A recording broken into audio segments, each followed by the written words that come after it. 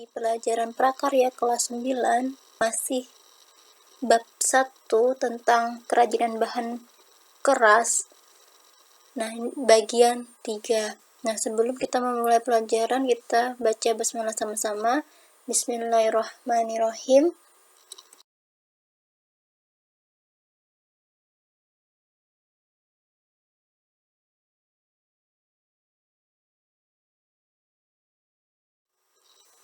Nah, kita lanjutkan pelajarannya. Kalau kemarin tuh B, yaitu jenis dan karakteristik kerajinan bahan keras. Nah, sekarang bagian C, yaitu proses produksi kerajinan bahan keras. Nah, bahan sangat beragam benda kerajinan dari bahan keras alam dan buatan dapat diciptakan dan dibuat berdasarkan bentuk dan bahan yang digunakan.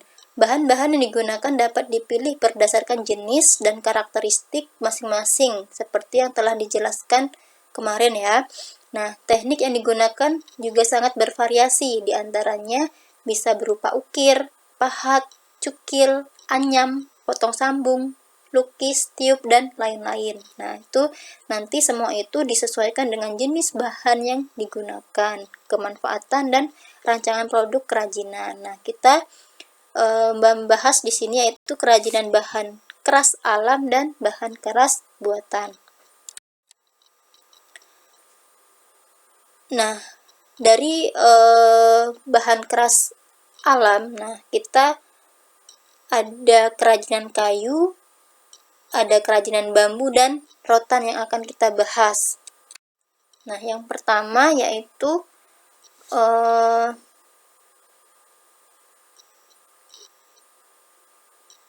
kerajinan kayu. Nah, Indonesia memiliki hutan tropis yang sangat banyak banget menyimpan kekayaan alam kayu terbesar di dunia. Nah, biasanya yang digunakan yaitu kayu jati, kayu mahoni, kayu pinang, kayu sawo, kayu hitam, kayu nangka, kayu kelapa, dan lain sebagainya. Produk kerajinan yang dihasilkan dari kayu juga bervariasi, mengikuti teknik dan pembuatan dan tekstur kayunya juga. Nah, kayak gitu. Nah, kerajinan ukir dari beberapa daerah di Indonesia sudah dikenal sampai ke mancanegara sejak zaman dahulu. Nah, masing-masing daerah memiliki motif atau corak ukir yang berbeda. Setiap motif mempunyai nilai keindahan dan keunikan serta makna simbolis yang penuh perlambangan dan juga nasihat.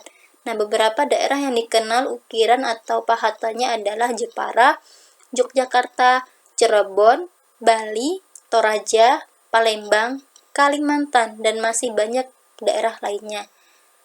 Nah, kayu-kayu ini tergolong keras, dapat dibuat karya kerajinan dengan teknik ukir atau pahat. Nah, selain itu juga dapat dengan teknik tempel atau sambung, baik dengan perakat maupun dengan paku. Nah, bahan produksi pembuatan kerajinan dari bahan kayu, yang pertama itu ada pastinya kayu, karena kayu ini sebagai bahan utama dalam membuat sebuah kerajinan. Yang kedua ada lem kayu, dan yang ketiga tuh cat kayu untuk memperindah jenis kerajinannya dengan warna-warna yang indah. Nah, ini ada beberapa alat produksi pembuatan kerajinan bahan kayu. Nah, peralatan kerajinan bahan kayu diantaranya gergaji, pahat, cukil, palu, kuas, amplas, dan beberapa mesin. Nah, seperti mesin bubut, mesin pemotong kayu, dan lain sebagainya.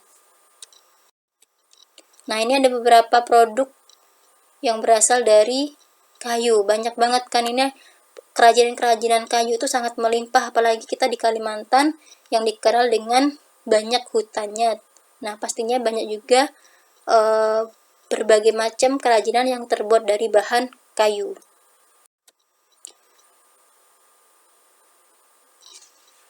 Nah, di sini ada proses pembuatan bahan kayu. Nah, membuat kerajinan kayu dapat dilakukan dengan berbagai teknik. Dalam bahasa Inggris biasanya disebut dengan woodcraft. Bagi masyarakat Indonesia, produk kerajinan kayu sudah lama diketekuni dan menjadi salah satu kekayaan seni kriya yang dikenal hingga mancanegara. Nah, setiap daerah di Nusantara ini memiliki teknik dan finishing yang berbeda dalam mengerjakan kerajinan kayu ini. Hal ini menambah keragaman budaya Indonesia, biasanya disesuaikan dengan daerah masing-masing. Nah, teknik yang dapat dilakukan dalam pembuatan kerajinan dari kayu diantaranya adalah teknik ukir, teknik bubut, teknik potong sambung, teknik bor, dan beberapa teknik lainnya. Nah, ini ada ragam hiasnya tentang ukir. Beberapa ukiran-ukiran yang biasanya di rumah-rumah Jawa kayak gitu ya kan, atau biasanya di rumah-rumah adat, keraton. Nah, kayak gitu biasanya ada ukir-ukiran. Nah, itu biasanya terbuat dari bahan kayu. Nah, selanjutnya adalah dari kerajinan berbahan dasar bambu. Nah, tanaman bambu sejak dahulu telah dibudidayakan di Indonesia, India, dan Bangladesh. Nah, istilah lain juga bambu adalah buluh, aur, atau eru, biasanya bahasa lainnya gitu ya. Nah, dalam bahasa Makassar, bambu disebut bulo. Nah, leluhur mereka sudah sejak lama memanfaatkan bambu ini sebagai bahan bangunan dalam membuat sebuah rumah, misalnya kan biasanya atapnya biasanya itu dari bambu, atau dinding-dindingnya itu biasanya juga dari bambu. Nah, kayak gitu.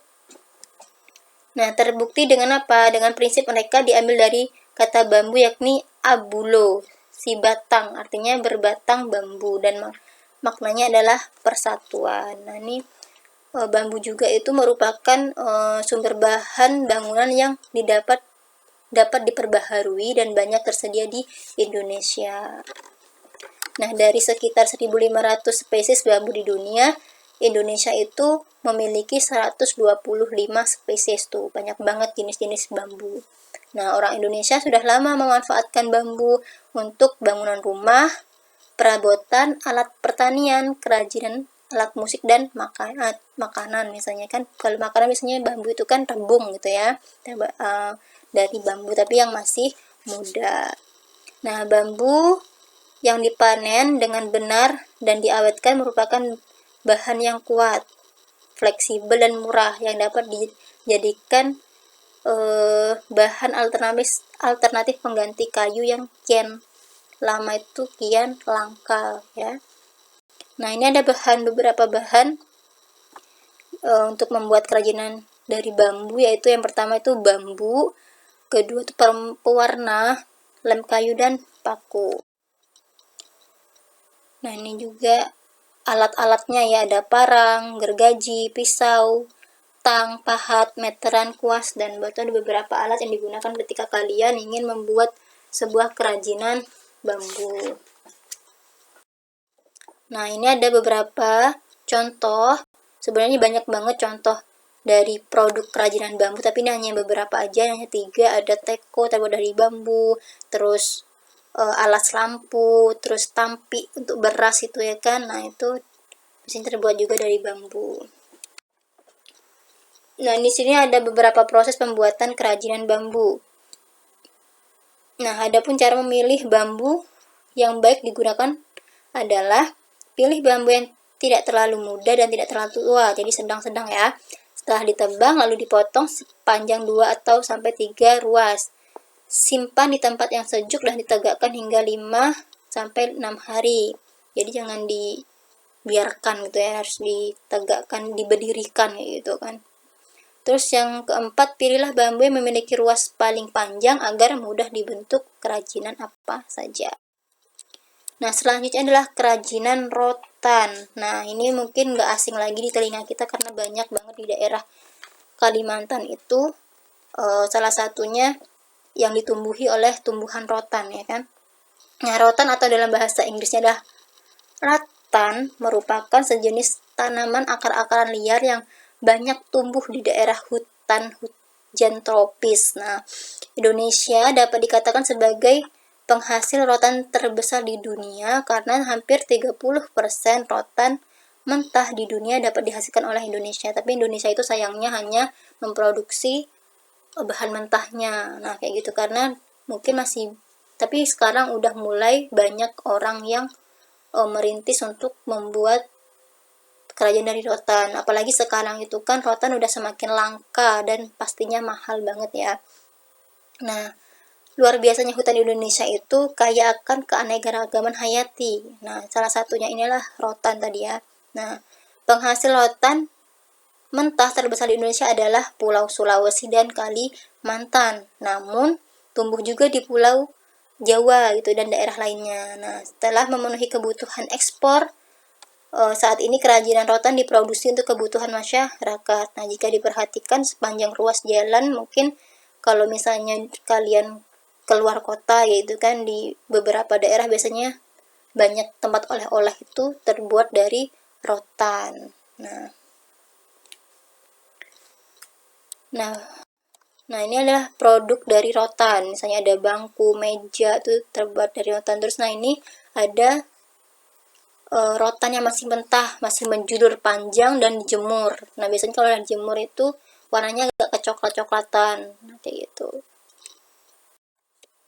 Nah, mungkin itu dulu penyampaian dari Ustazah tentang kerajinan dari berbahan keras dari alam. Nanti selanjutnya, di pertemuan selanjutnya kita akan membahas kerajinan bahan keras buatan. Nah, sebelum kita akhiri, kita baca hamdalah sama-sama. Alhamdulillahirrabbilalamin. Sekian dari Ustazah. Apabila ada kesalahan, Ustazah minta maaf. Assalamualaikum warahmatullahi wabarakatuh.